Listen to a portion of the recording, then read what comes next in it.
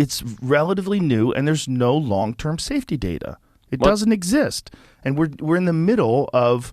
Obviously, it's important to do something, right? And so we're essentially in the middle of an experiment.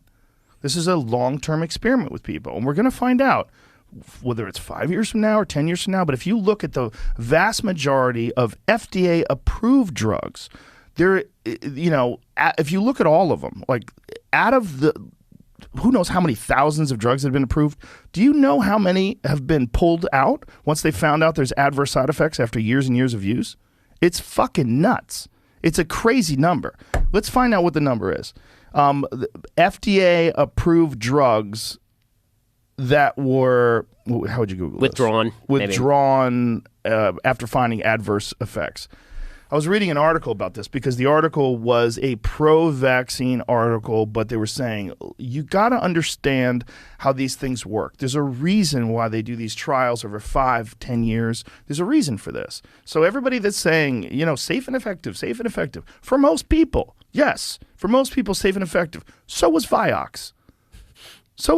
I have a friend who had a stroke from Vioxx, and he was in his 30s. Well, again, the notion that it's great for everyone, or that it is. Okay. Wow. There have been 12,787 drug recalls issued by the FDA. On average, 1,279 drugs are recalled every year.